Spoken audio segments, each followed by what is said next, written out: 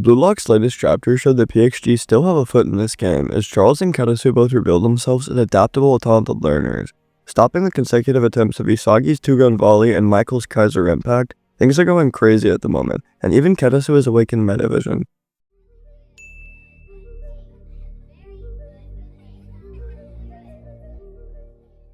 What's going on, everyone? My name is Animasu, and tonight we'll be taking a look at Blue Lock Chapter 287 Leaks, titled Because You Were There. If you enjoy staying up to date with Blue Lock or just want to support my channel, please take a second to click that subscribe button and comment down below for the algorithm. On top of that, if you ever wanted to interact directly, hang out with the community, or just play some games, I actually have a community Discord you can find linked down below. Anyway, without further ado, let's get right into today's video, which I hope you all enjoy. One thing before we get into today's leaks, the leaks came out at like 2 to 4 a.m. in the morning, and I worked on the video, got it completely done. And I'm not gonna lie, I passed move out and I woke up sick as hell, so that's why my voice kind of sounds messed up, my nose is snuffy.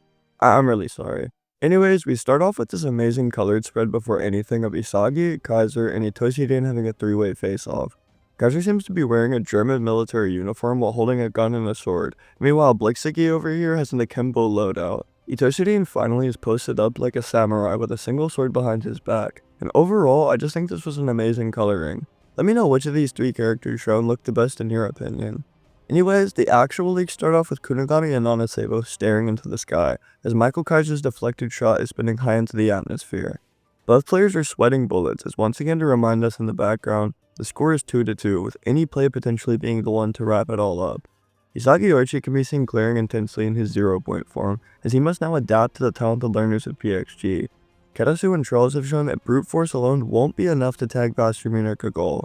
They must produce something out of this world to emulate the craziness of a genius. As Isagi sprints up the field with puzzle pieces flying all around, he's thinking about how he shouldn't stop thinking. No matter what they do, he must shift gears and adapt in order to win, throwing all emotions aside, including his hatred for Kaiser. They must somehow find a way past PXG's own talented learners, specifically the newly awakened Katasu with his Metavision and the young goat Charles. Zantetsu then goes on to chest trap the deflected ball, as Kunigami and Alexis Ness both fail to do anything to prevent it. Page 3 then shows Ness does recover a little and attempt to shoulder clash with the opponent, but Zantetsu sadly passes off the ball before he can make anything happen. The speedster screams that it's time to wrap this nonsense-filled game up, specifically telling the demonic monster Shido to end it all now. While trapping the ball sent his way, Ryuze says that he's in agreement and will now actually give the full effort to end this game. After all, if they wait too long, Bastion will punish them for toying around and end this league flawless 4-0. Raichi, Yohiyori, and Kiyoragen then all sprint into action, triple pressing Shido Ryuze by forming an immediate triangle around him. Unfortunately, with the demon already having his leg pulled fully back, he manages to shoot off a back heel pass without any issue or contestment. Shido Ryuze's pass was actually one of the most impactful moments of tonight's leaks, simply because its target was none other than Itoshi-den, the second ace of PXG who he hates so much. Raichi Jingo is left screaming in confusion and frustration as the opposing team's dual aces appear to be working together now, just like their own. Using the chaos to break away from the three defenders, Shido screams that if Bastion is combining their forces, it's only fair for PXG to do the same. He even calls the destroyer Rin, which likely got under his skin and got him even more fired up. While Rin's expression shows him shock at Shido's unexpected decision, it's hard to tell if he's more surprised with that or angry about being called his childhood nickname. No matter the case, Page 6 then shows both Katasu and Charles sprinting alongside Rin, clearly energized by this new development. Katasu's eager to get in on the action, seeing it as another chance to inflate his value. Meanwhile, Charles giggles carelessly, joking that PXG have never been this supercharged. Yohiyori and Kiyoragen can only stare in horror as Itoshi-den and Karasu effortlessly link up with a quick passing play to burst past them. Katasu wastes no time redirecting Rin's pass straight to Charles, who cheekily lets the ball flow between his legs and arrive back to Shido. Sliding in front of the demon, Bastion monk Igarashi actually steps up to confront one of his original ops in the Blue Lock program. With a shaky show of confidence, he demands to know if Shido really thinks it'll be that easy to get past him and his newfound abilities. Igarashi boldly declares that he'll shut down Shido and become the hero of this match, and honestly you have to respect his attempt to tee up and at least act bold.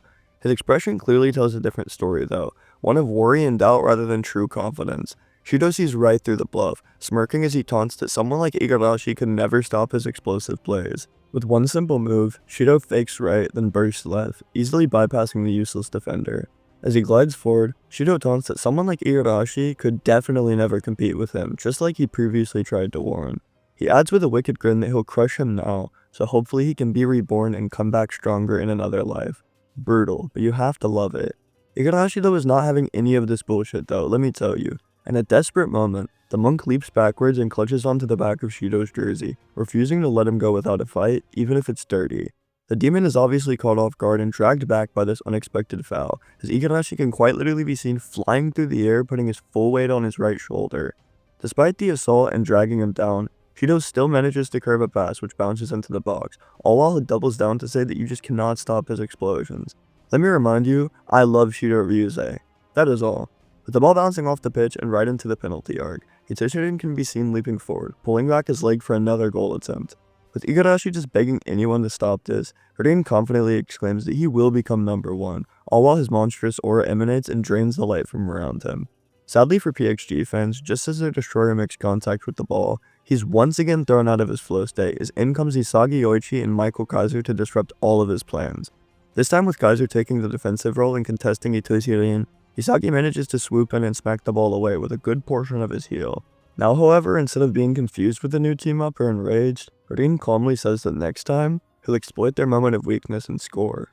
For now though, Isagi and Kaiser's full synchronization of movement and thoughts will be enough, because Rin's shot flies high into the sky and far above the goal. Gagamaru sighs with some relief as the ball is once again theirs and he didn't even have to clutch up for it. Isagi however is kneeling on the ground once more on demon time, reminding PXG that being a genius means nothing to him. They may have special birthrights, but when it comes to winning, the monster of adaptability will always prevail. Page 13 is this amazing panel of Isagi and Kaiser staring back at Rin and all of PXG, mocking their geniuses to come forth and just try their best. Use your genius to try and play better. Think about how to crush us. It's a really raw panel of Basri Munich's aces just mogging the competition, and it's only getting better with Isagi mocking that when it comes to brain power, there's no way that PXG could compete. A loud noise from the stadium speakers then steals everyone's attention as the monitor replays Igarashi's egregious challenge of Shido. With him leaping to attempt to grab the opponent's jersey and drag him down and succeeding, Igarashi clearly has committed a foul here and will be receiving a yellow card from VAR. With that, the Monk's time on the pitch and the new Egoist League as a whole has come to an end, as by decision of Noel Noah, he believes Igarashi has reached his limit already and has nothing more to offer to the team.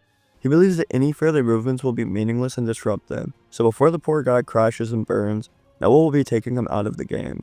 Igarashi of course is saddened by this and begins to plead his case, explaining that he still has gas left in the tank and wants to fight. He only needs one more chance to prove himself, and even cries that if he's taken out now, his efforts will have all meant nothing. He begs and begs for mercy, but being the smoke demon himself Noel Noah, he sternly tells him to step down and leave the field. He's like fucking low tier god out here. You mean nothing! Leave the pitch now! The poor kid even begins to have tears swell up in his eyes. Meanwhile, Noah continues to say that they have no use for a burnt out player such as himself.